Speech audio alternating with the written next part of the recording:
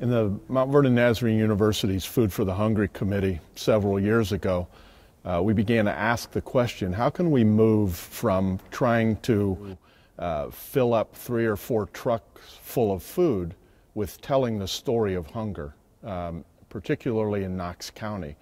So to tell the story of hunger in Knox County would mean that we needed to understand it ourselves. And so we sought to better understand hunger and to put literally a face on hunger.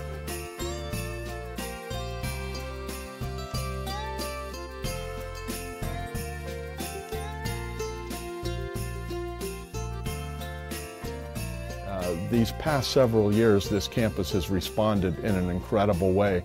The first year we had a program called Feed920. We were looking at raising funds to feed 260 families. We exceeded that. Then the next year we decided that we would feed 620, and we exceeded that. So we knew we were up for a big challenge this year to feed 920 families, and we knew it took some extra work, some extra attention, and really helping to frame the issue of hunger in the right way so that members of our community would fully understand the issues that the folks in our community face, and how we might be a loving presence in the midst of some hurt and brokenness and whatever somebody might be experiencing.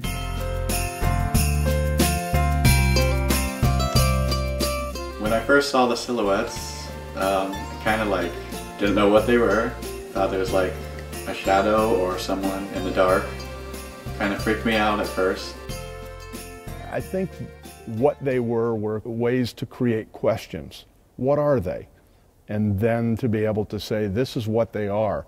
I think we learned that after the first year when they were just silhouettes. The second year we had associated data beside the silhouette that talked about hunger statistics and the ways our campus would be involved.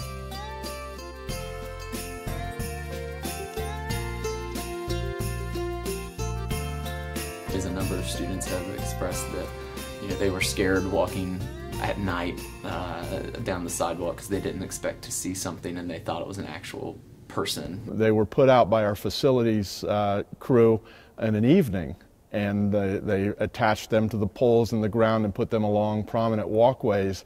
And so that evening, there were students who were walking along the same path that they'd walked all along, and then all of a sudden there's this dark figure. So there were a lot of students that were startled, and because some of them in the dark with the silhouette of the light look real, they're just wondering, who is this person who's standing on this sidewalk? They represent like people that need food, like homeless people or like single parents. People that don't have enough income. Having been on the committee, it definitely reminds me on a constant basis that that's what we're in the midst of. It's easy in the midst of our busyness and the hecticness of our lives to get distracted by everything else and forget about the needs of others. So when I do see those figures, I know what they're there for, and it does serve personally as a reminder to me that, yeah, I need to continually be talking with people I know about giving to Food for the Hungry. There's definitely a humorous element that accompanies the silhouette feature for Food for the Hungry. While it does bring the story of humanity into why we do what we do, some of the silhouettes moved from time to time around campus. We've found some in some interesting places where students have relocated them from one place to another, and we're okay with the fact that there's some fun had in the midst of it, whether it's just some fun, lightheartedness types of things. They are gaining attention, and so at least it creates conversation piece, hopefully beyond just walking by them on a daily basis, that people are thinking about it, headed back to the residence hall or to our offices, wherever we might happen to be. So yeah, there have been some found in some different locations around campus. It still continues to raise awareness for why we're really doing what we're really doing.